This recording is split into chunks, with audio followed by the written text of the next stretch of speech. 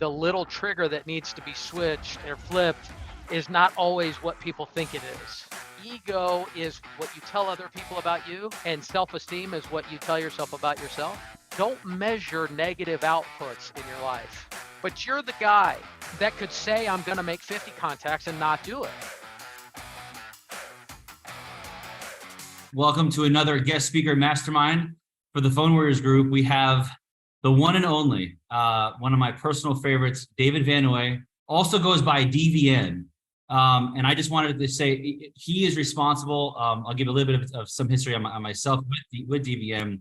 He is responsible for, I attribute him to doubling my revenues in 1 year, just with different thought processes, mindset stuff. A lot of mindset stuff, actually, which I know he's going to go into in this call, which he's going to be gracing us with our presence on that. And so I think this year, David, you said that you're going to be doing about 250 transactions as a team. And that is what's happening as we speak, which equates to about like 75 million in volume. But yeah, David's been also a former Mike Ferry coach for a very, very long time. But dude, every time I speak to you, the value, I take value from everything that you've ever said. Yeah, man, just take it away, everyone. This is DVN. Well, thanks for having me on. I'd like to add as much value as possible. So I attended a little bit of the last one. I'm not quite sure the format. I definitely encourage some questions if that's how we want to handle it. And there's a couple of topics I think that you definitely wanted to hit, right, Dean? Correct. Yeah. Yeah. We talked a lot. I mean, it was a lot was like about mindset. We can start there. And I think if anything, what we can do is we can really just get into just your ethos. You know, what is your DVN ethos? How do you attack your day on a day-to-day basis? And remember who we're speaking to, right? This is the Phone Warriors. We're all prospecting warriors here. This is how we generate the majority of our business. We're not big like marketing people per se as of yet, but this is like the foundation of what we have going on with this group here. All right. So when I found Mike Ferry and all that stuff years ago, and then I became a coach for Mike Ferry because I was implementing everything he said pretty quickly, then I started to attract a certain type of person that I would coach. And that seems to be what this group is. So people like you, Dean, are the people that I would love to work with, because it was always like an incredible work ethic and the willingness to work. But it'd be interesting to see what you think about this, but it always seemed like the little trigger that needs to be switched or flipped is not always what people think it is. And we would dig on, and this is consistent with a lot of people, and it was consistent with you as well, that we would dig on some of your personal ideas about who you were in the market and who you were as an agent. And we had to peel back some of the layers on that stuff to get you to move forward. Would you agree with that? Definitely. Yeah. So I don't know this group very well, and I don't know that I can really diagnose everybody on this group, but usually when I start working with someone who understands the scripts, who's had coaches before, who understands what to say and has a general skill set of prospecting throughout a day, it usually comes down to a few fundamental things that they have wrong. Well, I wouldn't say that wrong, but what I would say is that people usually think that they have this part figured out, or because they're around people that are doing things like that, they also believe that they just absorb that mentality. But then when you break it down and look at the way they actually speak, so let's get into some specifics on that, because it's a little vague, a little general right now. Okay. So when I got into coaching and my coach started to structure me and say, clock in at this time, prospect for this amount of time, I would do that. And then when I measured the results and came back and said, this is what I got, I'm trying to get more information about how to move forward. The feedback is difficult because it doesn't add up. Like, the numbers are what they are. I should be getting the result. Why am I not getting the result? The nuance, we talked about this a little bit last time when Steve was on, the nuance of being able to actually see a huge response in your business and seeing a big growth in the business is like disposition. It's like the lean. So we were talking about your database, and we would say, well, call your database once a quarter. And everybody's like, yeah, I'm supposed to do that, but what do I say? This is a business call. Do you have a minute for me? Like, nobody's doing that. Nobody's doing any of that. So we would get on the call and do a group call and start calling the database and say, hey, what's going on in State of Illinois? How's everything? What's going on with this? What's going on with that? Yeah, I saw they were building this project over here. Interest rates are doing this. What's going on with your business? And it was actually like I would answer that call. I would want to get that call from somebody. Right? And so how do you teach that? And how do you tell someone make 20 COI calls a day and this is the response you're going to get versus how do you actually show up in your business and be somebody that people want to talk to? Mm. I was listening to that last time when Steve was on, and even the questions were boring. It was like, well, what do you do when like there's supposed to be 5 hash marks and there's only 4? Like, oh my God, I'm so bored with that. Let's add some personality to it. That's not going to solve the problem. It's not about 4 versus 5. It's about actually being entertaining and being somebody that people want to talk to. Yeah. And David, can you actually go into a little bit more about like who you were? I think your story when you started, you told me like you were the loafer wearing guy that like thought you were hot shit, and then you decided, oh man, like you really weren't. You know what I mean? If you can go into that, I think they're gonna No, find. you added some of that. You added some of that. Here's what I think was interesting about it is I was the guy. What I say is I was the guy that was resoling my Colhans to save money, driving a Nissan, and I thought it was about saving. I thought it was about holding. And when I got my first coach said, "We're going to make 100,000 in 1 month, and then you're going to buy a Rolex." And I was like, "I'm not fucking buying a Rolex. Like what? How much is that? 15 grand? I'm not. I would never do that." And he was like, "You're doing that." And well, but I had never made anywhere near $100,000 in 1 month before that time. So of course I did that, and I made 100,000 in 1 month, and I bought the Rolex. I still have it. I don't wear it. But what it taught me was a different relationship with money. And I'm going through phases of relationships with money right now. So I bought a Tesla last year and did some other things that are like think big initiatives, right? I bought a Tesla on an app, never drove it, and thought I just need one. And they brought it to my office. So that's kind of a thinking big thing. But then the next phase, I'm dealing with people that are worth hundreds of millions of dollars. And what I realize about them, this is what I'm doing this week that I think is the most interesting thing. Guy I talked to is worth over $100 million. He won't tell me exactly how much. And I said, how do you get to that point? What do you do differently? And what? Tell me how you manage your money when you're worth $100 million. He says, I learned this from my uncle. That's what he told me, who was a billionaire. I log into all my accounts every single day and I review exactly how much I have. Now, this guy's OCD about it. That's why he's worth a couple hundred million. So if he spends money on his credit card yesterday, he pays the bill today. I'm like, you pay a bill today for $85 that you spent on your credit card yesterday? Yes, because he starts his day not owing anybody anything. And he's like, don't underestimate how good that feels to not know anybody anything. That's a really important thing for me. So I said, how long are you spending on this every day? How many accounts are you logging into? What's this look like? He's like, well, I log into about 15 or 16 different accounts. I've been doing that for years, so it's easy. I know all the logins and I know exactly what I have in each account every day. And if I spent some money here, we came across this because one of the vendors did some work for me, owed the guy like 15 grand or something like that. He was pissed that the guy wouldn't send him a bill. I'm like, well, when he sends you the bill, you pay the bill. I don't want to owe this guy $1. I don't want to owe him anything. Give me the bill so I can pay it. He's aggressively chasing after this bill to try to pay it. Right. Hmm. So I went through over the past 3 days. The guy said this to me because I thought it was just a paradigm shift. It was totally different. And I've paid my credit card bill, no bullshit, 3 days in a row to zero. And I'm going to tell you, I feel incredibly light that I don't owe anybody any money, this whole mindset shift. So there was a phase where it was about making more money than I'd ever made and then spending it on something stupid. And then there was about a phase where it was like, I deserve the best of everything. I should have assistants picking up my groceries. And I did this. I mean, I paid people to stand and watch me prospect. You know that. I paid them every day. And I had a group of them that were like interns and they would rotate and they would just stand next to me. That was their only job. They couldn't do anything else. If they read a book or answered a text message, I fired them.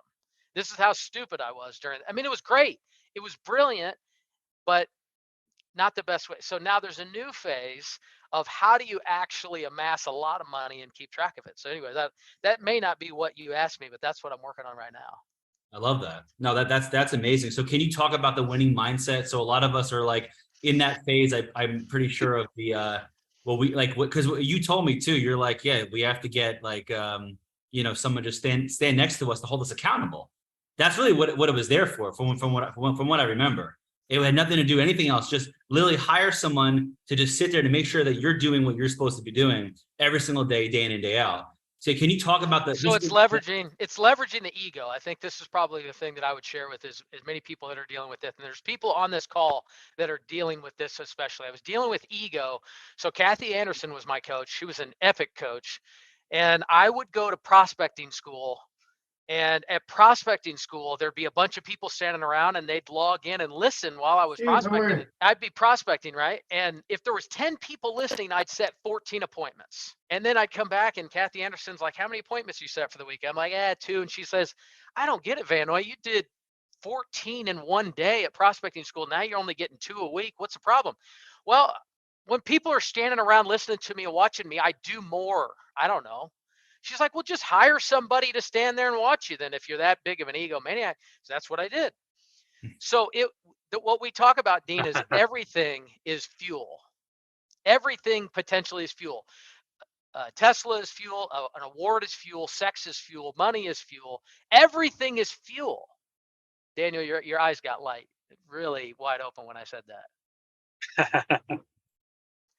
So if everything's fuel, you just got to figure out what to put in the tank and what you can use. So ego is the biggest thing that holds us back, but it's also one of the biggest sources of fuel if we could actually access it. And that's the part where we're not always accessing it right, because ego is what you tell other people about you, and self-esteem is what you tell yourself about yourself. Mm-hmm. So if that's the case, I have this big marketing arm where I'm trying to tell everybody how incredible our service is and how great we are and brand myself all the time.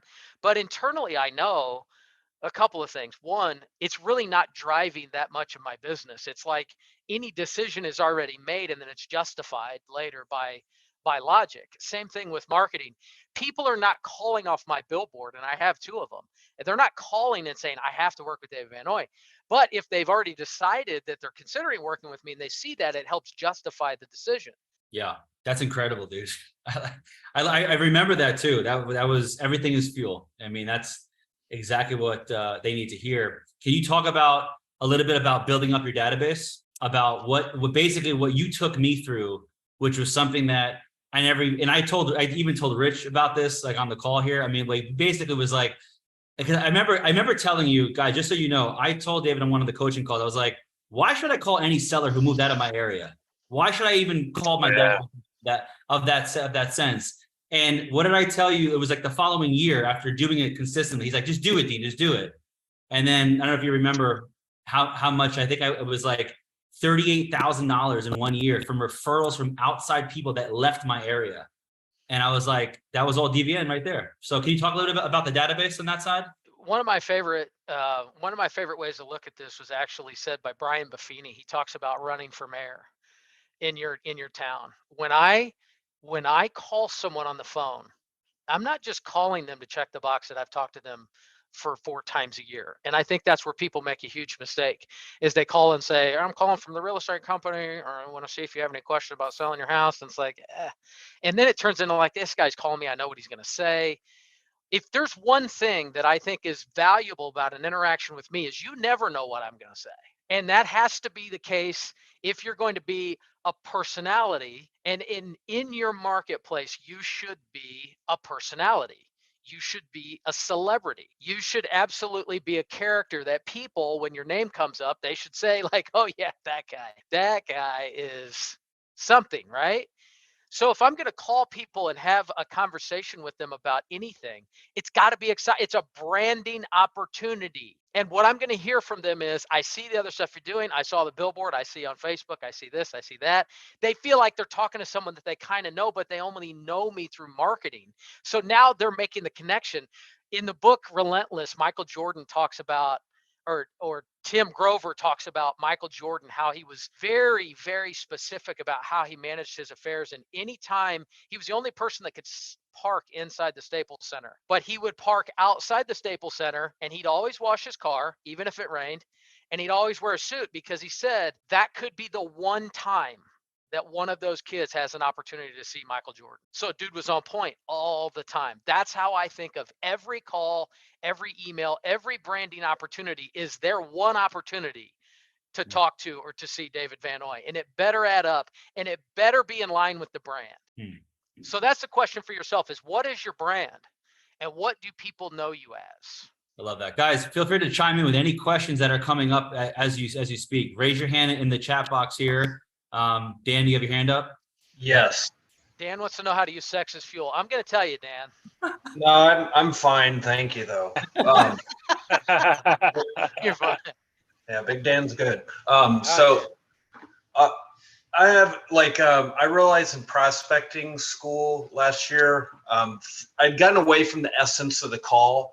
But then one thing I've really realized this year is my pickup rate for my database isn't amazing. And I think like what you said touches on that. Like they know they're going to get some kind of update from me. I'm maybe going to bring some kind of value, but then at the end of the day, I'm going to ask for business. Like, is there a way, how can I undo that? Good question. And good question.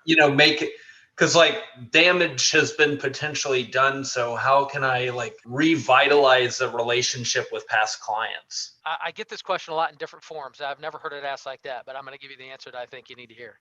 Nice. So you're making assumptions about what the relationship is and what it isn't, and it's a mistake. So one of the 4 agreements, if you haven't read the 4 agreements, is never make assumptions. I'll give you an example. So I call a guy that I went to high school with, and I call every guy that I went to high school with. I went to school with 204 of them, and I call all of them a couple times a year minimum. And most of those people don't answer the phone. I had one specifically that never answered my call for 10 years, and I was friends with him. And I'd call and I'd text and I'd leave a message. Hey, it's me again. Just want to check in. Haven't heard from you in a while. Want to see what's going on. Want to tell you about some of the stuff. One night he's sitting with his wife. It's 9:00 at night. They're thinking about buying a brand new construction house for $1.2 million. The guy says, let me text David Van Noy. It's 9:00 at night. If he texts me back, like within 5 minutes, we're going to work with him. I haven't talked to him in 10 years or more. He never returns my call. He never responds to anything. I could assume that our relationship is he doesn't like me and he thinks I'm annoying. But what he actually thinks is that guy's a professional. I bet he's going to answer my call within 9 minutes at 9:00 at night. And he's been after me for 10 years. I respect him.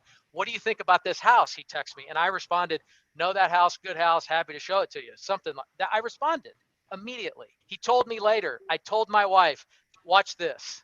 This is what he told his wife. Watch this. I'm going to text this guy at 9:00 at night. Watch what happens. He's proud to know me, Dan. He's proud to be able to show his wife that I'm the guy who's always on my job. So don't assume that they have any type of relationship with you that you don't know anything about. I have a relationship. Here's my relationship with you. I'm willing to call you forever. If you called me, I would agree to work with you and sell your home. That's how I know if I think we have a relationship or not. If they called you and you said I would never work with that guy, then don't prospect him, don't talk to him. If you would accept an inbound referral from them, you need to be calling them. And here's the key, Dan, don't measure negative outputs in your life. Wow. You produce in the direction of your energy. If your energy is nobody ever answers the phone, or the question I get is, this is how I know there's a negative disposition. The question I get is, how many people don't answer the phone? Who fucking cares how many people don't answer the phone? That's not even a number. It doesn't matter. So the question, Dan, how many people in my database don't return my call? How many of them don't like that I call them? I have no idea because I don't measure negative outcomes. I know how many people do like it. I know how many people do answer, and I know how many people do come back and buy houses from me. Thank you. Wow. Mic drop that. Steven, can you really quickly go into when you said this to me, I thought this was one of your brilliant things you said, which was when your values are clear, your decisions are simple. Yeah. And I just want everyone to like understand this. This is like eye-opening for me. Can you go a little bit deeper into that saying? Here's what I think is important about that is we all try to sort ourselves out based on certain emotions that we're having inside of specific situations. And it's really important that we figure out who we are and what our values are outside of those decisions before we make those decisions. Because when you start to grow a company, which is what I'm working on now, you have to make hundreds of decisions all the time. And it's really difficult based on individual people and individual situations to make all those decisions. So you have to pre-make those decisions based on core values, based on who you are and what you're trying to build. And you have to be really clear on that in your business plan, but also in your vision of what you're trying to build. So if I know exactly what my values are as a company, then my decisions are simple. A guy comes in and he goes, "Hey, I'm a new agent and this is what I'm going to do." And I go, "Hey, he doesn't fit our core values, but I kind of like him." That ends up being the guy that shits the bed and causes problems with everybody, because I know that he violates my core values. I know that he doesn't fit in the culture of what I'm trying to.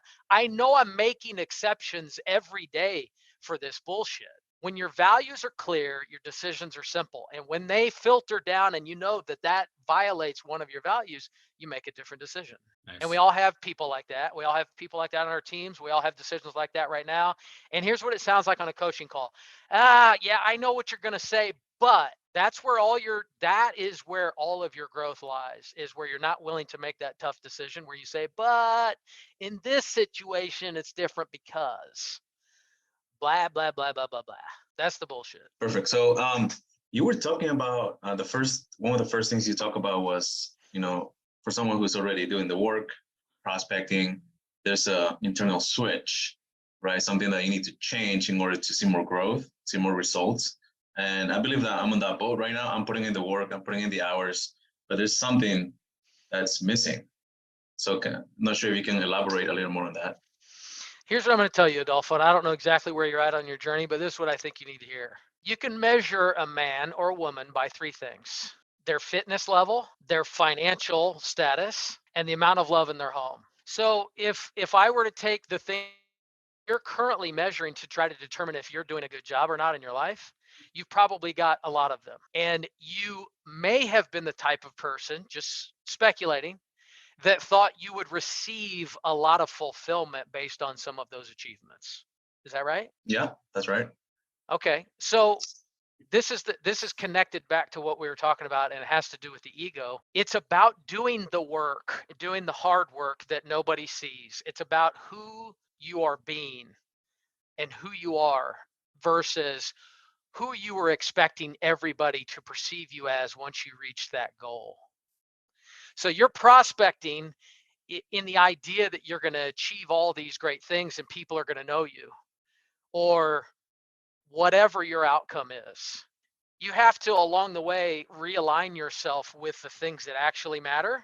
Because like I said, everything's fuel, Adolfo. So all of those things are important. The fact that I can be on a call with a group of people and people go, "Oh my gosh, it's you, and you are a great prospector," and all that's a great ego feed. But at the end of the day, I shut this video off. I have to go back and do the actual work.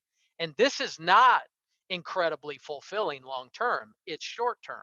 So do you understand the difference between a short-term ego feed and long-term success?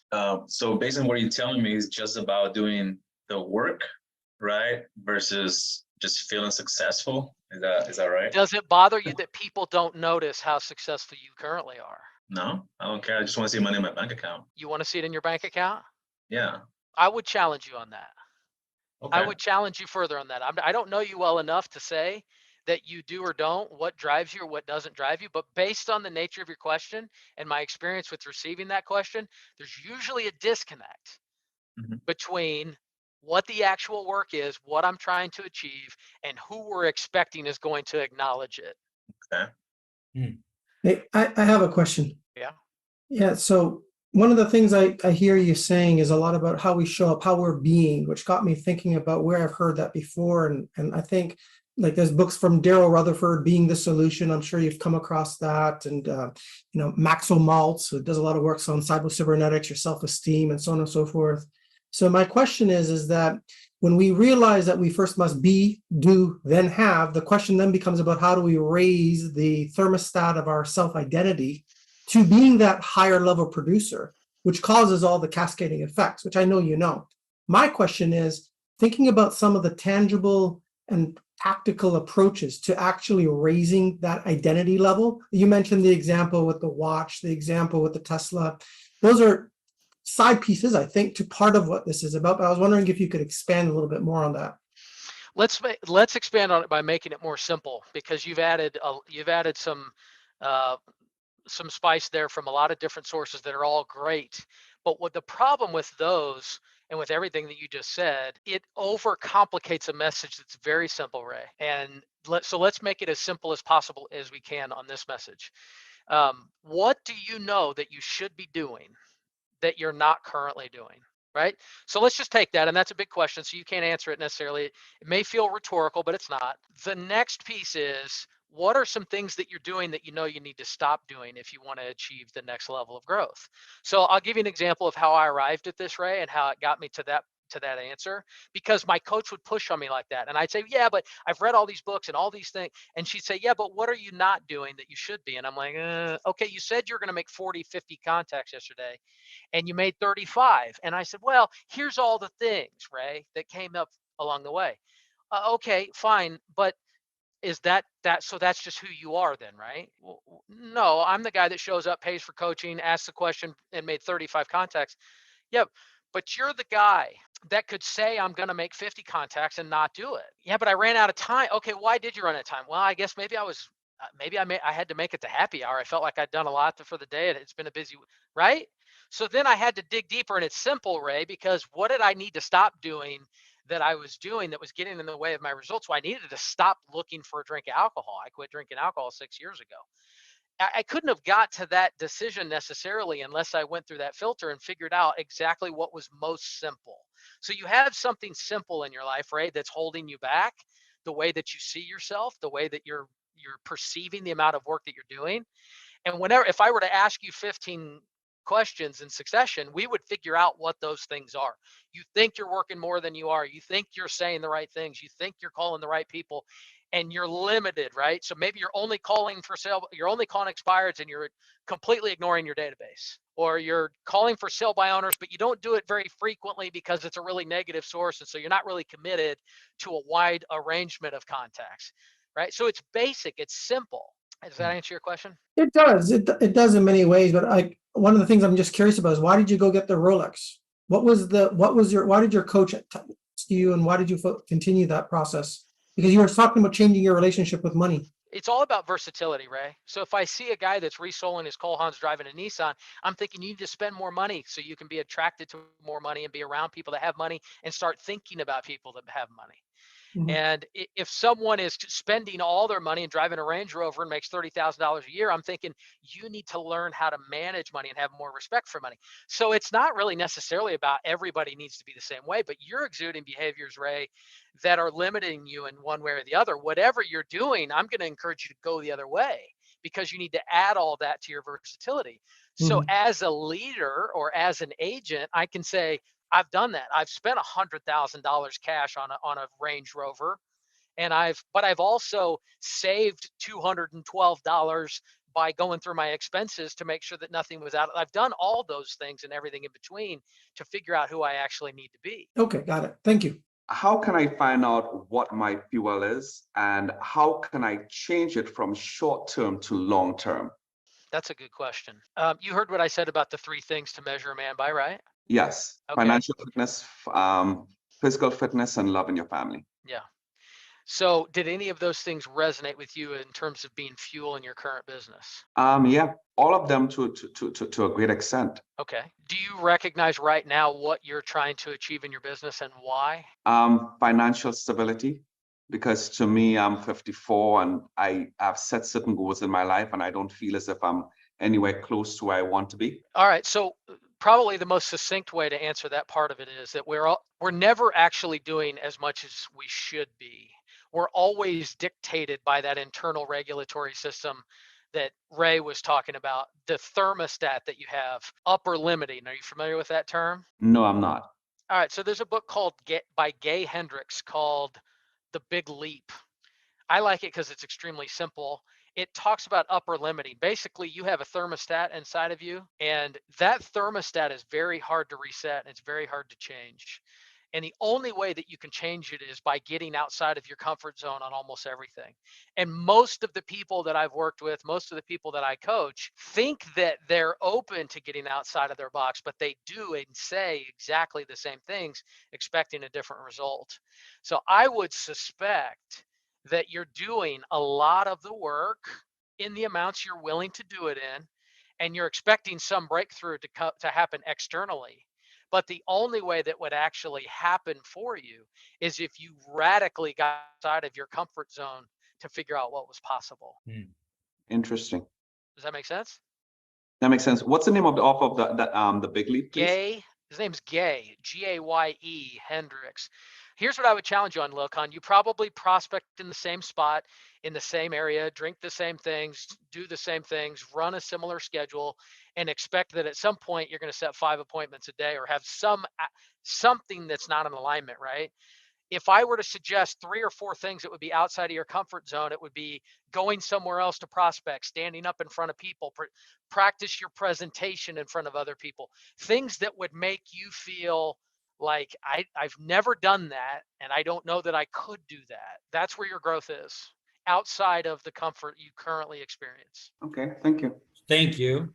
This was amazing. Really. Hope you guys got some good value from this.